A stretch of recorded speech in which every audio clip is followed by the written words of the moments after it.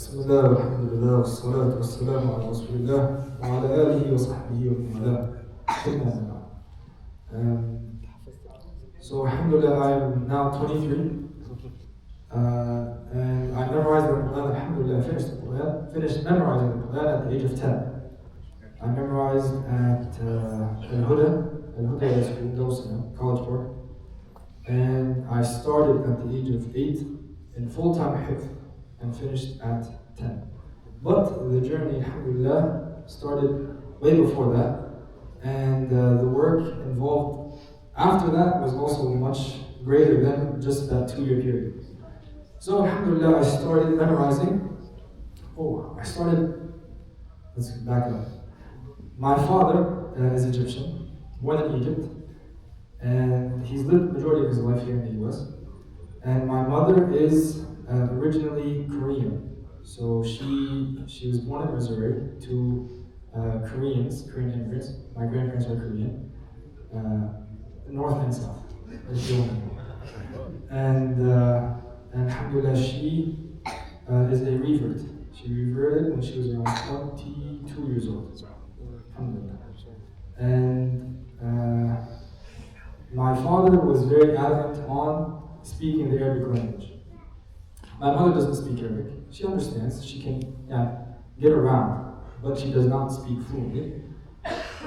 My father, when I was around 3 to 4 years old, I would try to speak to him in English, and he wouldn't notice me. So I thought to myself, I said, my dad doesn't know English. He just doesn't know English. So he would force me, I was forced to communicate with my dad in Arabic. And it came to the point where I would get frustrated because I don't know Arabic. I'm trying to learn at 3, 4 years old, 5, however old. And English just isn't working.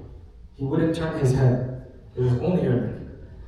So alhamdulillah, that was the upbringing. Until this day, my dad does not allow my siblings and I to speak in anything other than Arabic. I get in trouble. I'm 23 years old, and I get in trouble if I speak with anyone in the house other than my mother in Arabic. I have to speak in Arabic. Alhamdulillah. Do you know Korean too? I don't speak Korean. I would love to speak Korean. Longest time. Maybe one day, inshallah. So, alhamdulillah, Arabic was the basis. Only Arabic in the house. If I'm not speaking to my mother, then it's only Arabic. And then we started writing. I would write you have the books that you fill out the dotted lines of the letters in Arabic, right? And then Qari, the book that we all probably practiced. Alif, until Alif, Lam, Alif, Ba, Alif, all that, until the end of the book. I finished that book, and then I would read to my dad a line a day, and then an ayah a day.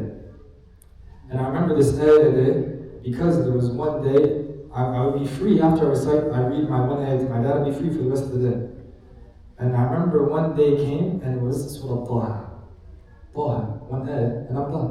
Right? So I remember being excited to read my ayah, and I read more than Taha. But alhamdulillah, I remember these times because it progressed from a line to an ayah to a page of Mus'haf al-Tahajjud, the big 2.5 pages. And then I started memorizing at around the age of maybe 6. I would start memorizing, finished Juz' Amma Tabarak. I had around 5 ijza done before I entered the full-time hifz at Al-Hijrah, which was 8 years old. During this time, I was in public school. So I was in public school until 3rd grade. During 3rd grade, my father asked if I wanted to leave school and go to full-time hifz. I agreed, I said yes. I got pulled out of public school, and I had to continue obviously my secular education, so I would do homeschooling with hifz school. I went to full-time hifz from 8 to 10, so I came back to school in 6th grade. Now between the time of hifz, obviously memorizing it's not easy. But that's actually, I was always told that the beginning starts when you finish. The beginning starts when you finish memorizing the Quran. And I would always be confused, perplexed by this statement. What does that mean? So all this agony and pain and crying from 8 to 10 years old is the easy part? It's true. It really is the easy part. The hard part comes after, from the review. The review is the most important part that a lot of Hufal neglect. So obviously, a lot of them, I would cry during memorization. I would have to recite to my dad all the time, which was not the fun part. I would get in trouble if I had a certain amount of mistakes.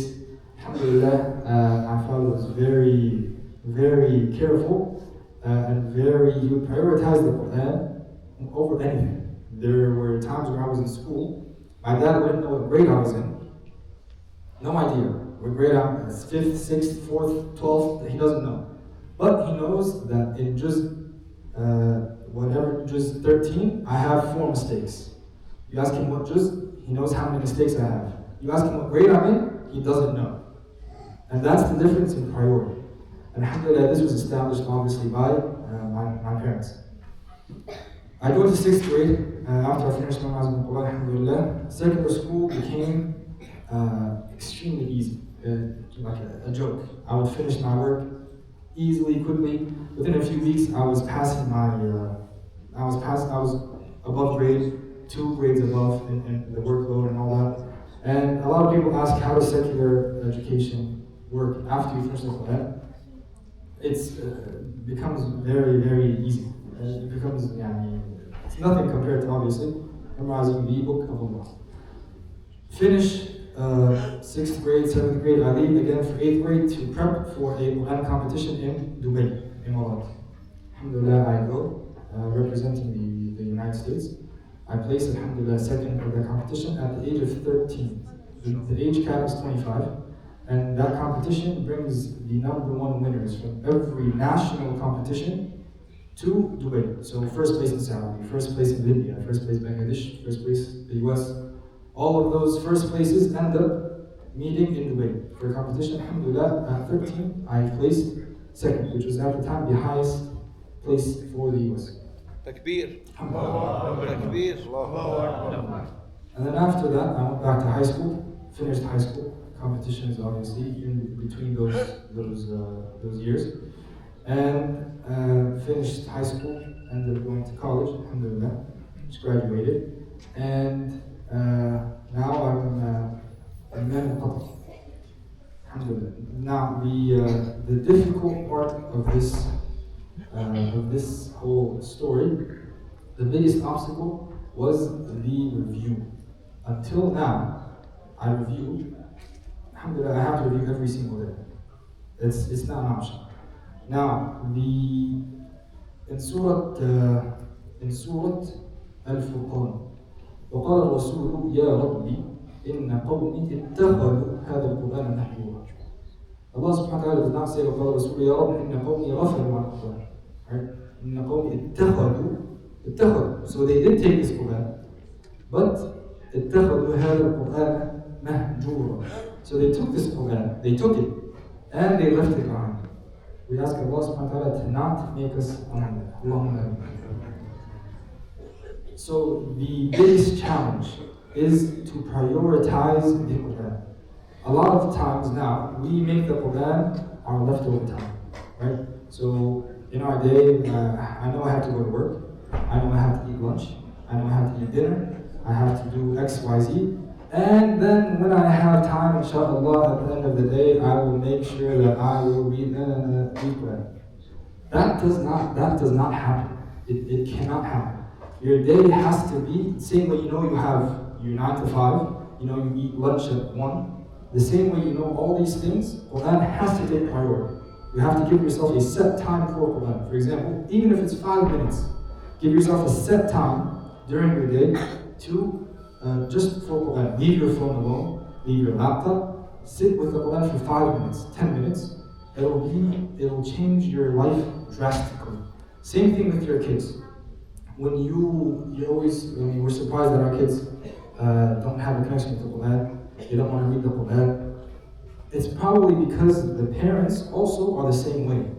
You can't expect your children to want the Quran if you yourself don't touch the Quran at all. Or when they do see you touching the Quran, it's once every week, once every 2 weeks. We have to prioritize the Quran. Have to. The same way we know that if we go to work, our bank account goes up. We go to work because we know we have 100% certainty that when we go to work, our bank account goes up, right? We are rewarded when we go to work. In the Quran, we know that every letter is 10 hasanat, right? We know this is hadith. Every letter is 10 hasanat, and the hasanat is Allah. So it might, $10 is the minimum, if you think about it. And the hasanat, let's make it a dollar. 10 hasanat is 10. So $10 in your bank account for every letter you read the Quran. If you physically were to see your bank account go up when you read the Quran, would we neglect the Quran the way we do? Or would we sit on the Quran 24/7, seeing that every letter is 10 hasanat? Or are we not convinced enough? Do we not believe enough that each letter is 10 hasanat? So inshallah, my advice to myself and everyone else is to set a time. You have to set a time. You must set a time for the Quran, being 5 minutes, 10 minutes, an hour, inshallah, in your day. That does not change. You have to, whatever it is, everything has to be dropped. Phone dropped, kids dropped, food dropped, for this window, for the Quran, inshallah.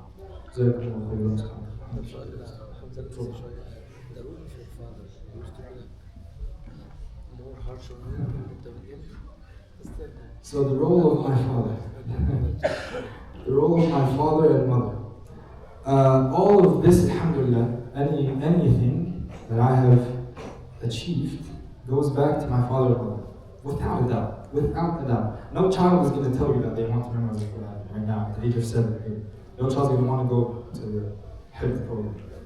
I remember there was one time, actually I don't remember, I was really, really young, 3 or 4 years old, and I had to go to a Quran class, and I was crying, I didn't want to go, I didn't want to memorize, whatever.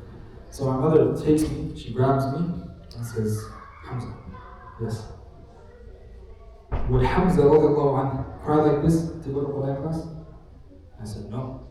She said, then why are you crying? I said, right? And I was forced to take the class, and that was it. So the rahmah the mercy from our parents isn't to see them crying and to take them home. It's to make them achieve these things in Quran. That's my mother's story, and she helped me through the homeschooling. She was born and raised here, so she's more in tune with the secular homeschooling, public school, all those things. My father's role, a lot more deen oriented, Quran oriented, and every day from my house to Al-Huda was about 45 minutes, and he'll be the one to take me usually from Al-Huda from my house to Al-Huda every single day. So a 45-minute commute, just so I can go to this full-time Hifz program. During this car ride, it was recitation, only recitation, and I had to recite the newly memorized. And for those that are memorizing, or who have memorized, they know that the newly memorized is the hardest portion. So during this car ride, I recite what I memorized, and if it's bad, I'm in trouble. Big trouble. I can't tell you the amount of times I showed up to school crying. So I showed up to school at 7:15, already crying. That's the beginning of the day. And alhamdulillah, that was the case. Because during the day I had classmates that would be in class memorizing for their daily portion. So we would recite the daily portion at the end of the day. They would memorize in class. And I was always like, man, why can't I memorize in class? Why can I be the one to, relax, go play, whatever, and then memorize? And now, unfortunately, some of the people that I know personally have forgotten the Quran or portions of the Quran. So my father was very adamant on review and prioritizing. Everything is dropped and nothing comes before Quran. One day I had a soccer game. I used to be very much into soccer, traveling to different states, tournaments, and wherever. I traveled to the Netherlands for soccer. I mean, it was time consuming. And so one day I had a game at around 8 or 9 a.m. and I told my dad I had a game. And he said, okay, that's fine. You're not going to go if you don't finish your 5 Rizal. And I was like, wait, so you want me to finish 5 ajza before I go to my game at 9 a.m.? And he said, yeah, and if you don't, you're not going. So I sat down, and I recited 5 ajza, which is 100 pages. I sat down, and I recited to him 100 pages before 9 a.m. And that's how his mind, till now, goes. For example, I had a competition just recently in Croatia, alhamdulillah, and I was in Qatar 2-3 months ago. And my dad came from the US, he came to Qatar. He sat with me for 3 days. I finished the Quran to him in 3 days, and he left. He came to me to listen to me and left. That sacrifice I have never heard of before. And that, you can say crazy, I've never seen before. And it's only for the Quran. He doesn't care about anything else. He left the United States, flew to Qatar, sat with me for 3 days and left. Just so I can recite the Quran to him. Alhamdulillah, I'm very grateful for that. And I don't know how I plan on implementing that, inshallah, when I do have children, because he is truly crazy in a good way. I mean, and the thing is, we think that's strange. In our generation, in our time now, we think that's very strange. The Sahaba and the Salaf, Abu Sufyan al-Thawri, alayhi rahmatullah, used to, during the day, sleep with his feet on a chair so that the blood could return to his head from qiyam. He would sleep with his feet on a chair for his blood to return to his head because he would stay in qiyam for too long. So for me to finish the Quran on my dad in 3 days, now it seems crazy. But that's just because our current state of our standard is pretty low. So alhamdulillah, his priority till now is only Quran, Salah, and Amal. And alhamdulillah, the worldly side of things will always come to you with Quran. من كان يريد ثواب الدنيا, if you want ثواب الدنيا, فعند الله ثواب الدنيا والآخرة. If you want this world, then Allah has the khaza'in of this world and the next. جزاك الله خير حمزة. تكبير. حفص أنا اسم حفص yeah. So I started, that's a good question. I started Hafs, obviously Hafs is from the beginning. Hafs is one riwayah I started from 3 or 4 years old. And then I started Shu'ba an Asim, which is actually the first rawi of Asim. It's Shu'ba then Hafs, but we recite Hafs. So Shu'ba started when I was 14. And I started Shu'ba only after I had solidified Hafs 100%. Yani the khatma of Hafs had to be 0 mistakes multiple times before I went into Qira'at, which is Shu'ba. Because if you don't have the first riwayah down or Hafs solidified, Qira'at will be extremely confusing. It's already confusing, but with more confusion if you don't have the first riwayah completely perfected. No.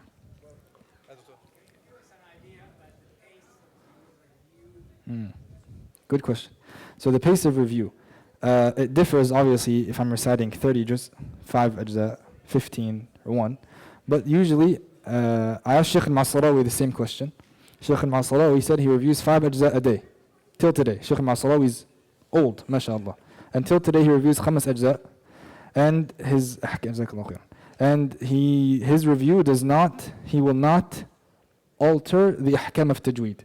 He will not change the ahkam of tajweed. It'll be faster, but ahkam of tajweed will always be there. For example, أعوذ بالله من الشيطان الرجيم إن الله لا يستحي أن يضرب مثلا ما بعوضة فما فوقها فأما الذين آمنوا فيعلمون أنه الحق من ربهم وأما الذين كفروا فيقولون ماذا أراد الله بهذا مثلا يضل به كثيرا ويهدي به كثيرا وما يضل به إلا الفاسقين.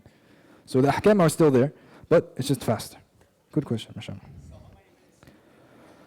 Just between 20 to 28 minutes, almost. Yeah. Depends the juz. Yeah. Yeah, of course.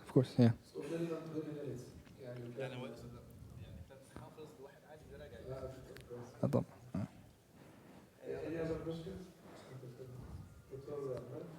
وعليكم السلام.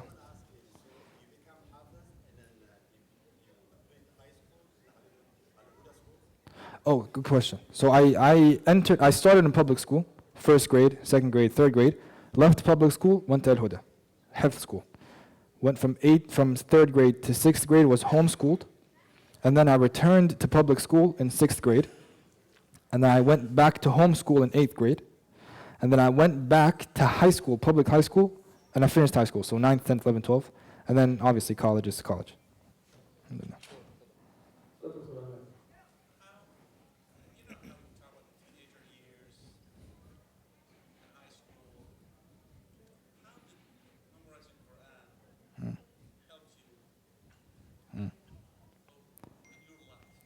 Sure. Sure. Okay. So the question is, this is I think the most common question. How do you get the teenage years with the difficulty and the fitan and high school and all that? How did the Quran help you navigate through that? So, first of all, Quran you have to review daily. You have to review daily. So every day there's a certain time that I have to go back home and recite to my dad for. And during that time is based on when my dad is available. So for example, I have friends that want to do something at 7. I can't confirm that with them because if my dad wants me home, then I have to be home. If they're going out to do something after Isha, for example, I have to explain to my dad I want to go do whatever after Isha. No, you're going to stay home and recite. He'll say, for example, he would say, so you have time to go out with these people and do whatever at night, but you can't recite? So obviously the answer is I have to recite. Now when it comes to the meaning of the Quran and the actual spiritual part of the Quran, there are ayat, you feel too guilty to do certain things because you've memorized the Quran. So there are times that will come where you want to do something, but the Quran, you have ayat in the Quran that go completely against that, and you feel too guilty to fall into that. You're more conscious of Allah subhanahu wa ta'ala when you do have the Quran memorized. That's without a doubt. You're more conscious. And so that's from one side. And again, having a parent that prioritizes the Quran helps with the whole scheduling around your friends' time. So I would want to do something. I would want to go to play soccer. I'd want to go go eat. If my dad wants me home to recite or he tells me to be home just to be home, it's what my dad says, and usually it's to recite. Usually. Did that answer your question?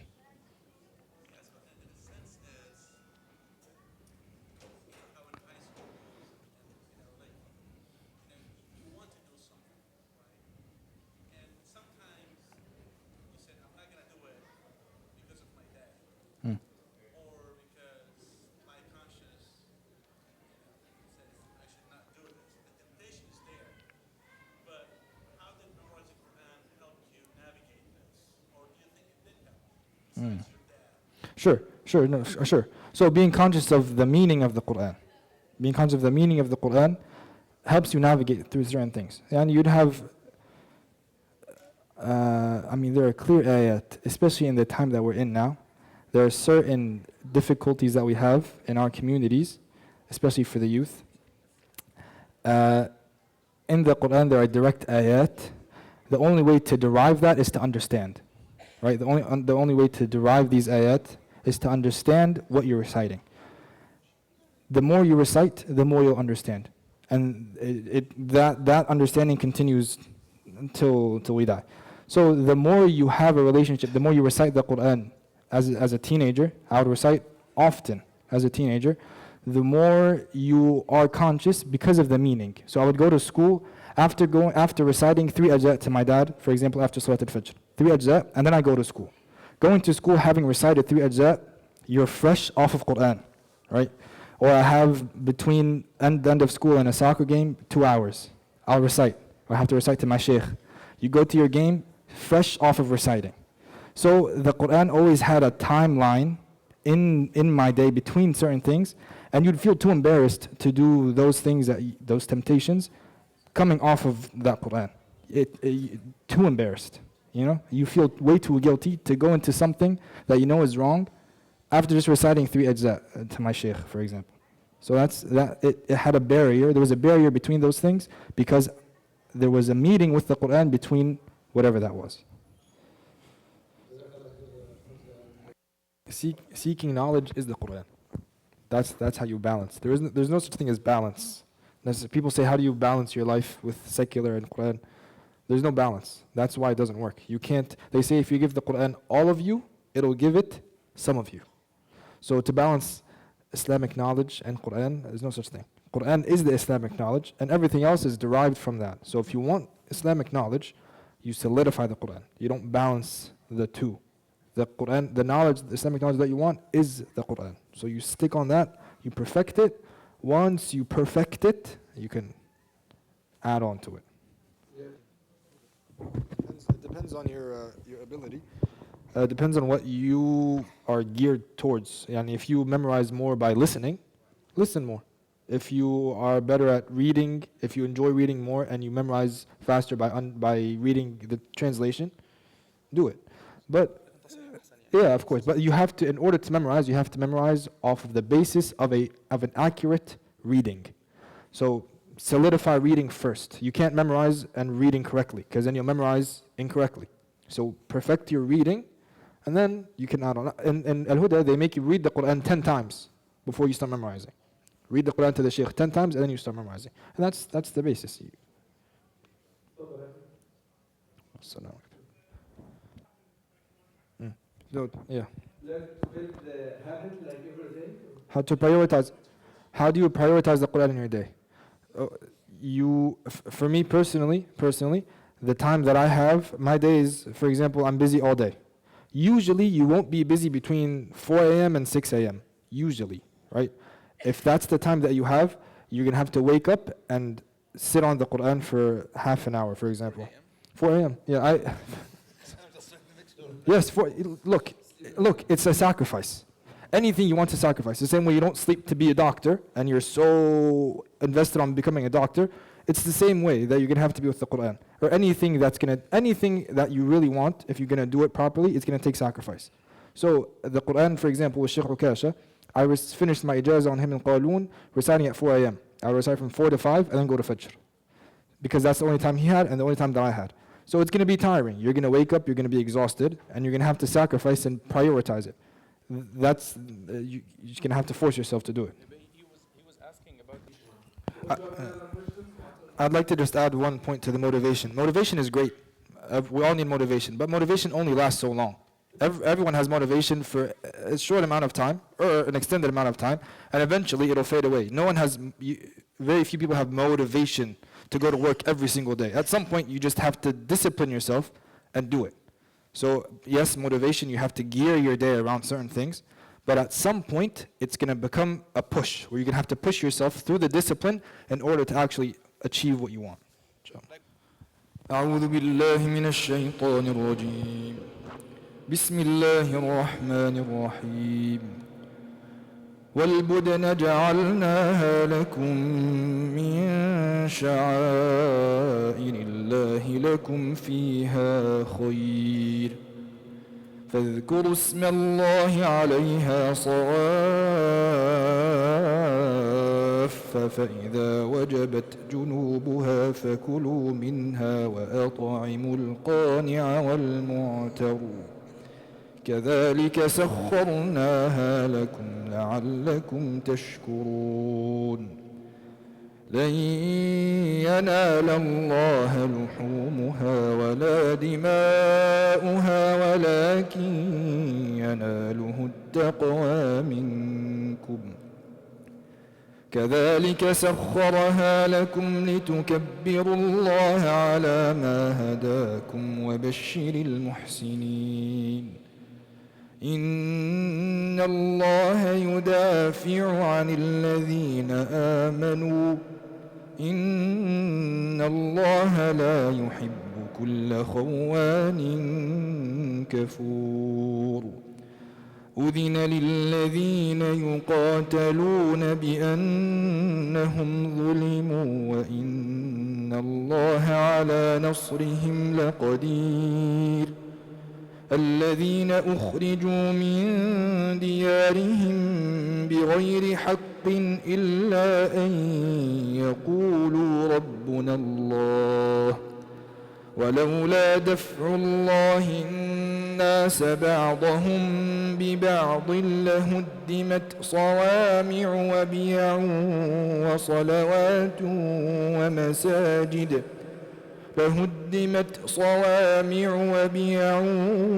وصلوات ومساجد يذكر فيها اسم الله كثيرا ولينصرن الله من ينصره إن الله لقوي عزيز الذين إن مكناهم في الأرض أقاموا الصلاة وآتوا الزكاة وأمروا بالمعروف ونهوا عن المنكر ولله عاقبة الأمور صدق الله العظيم.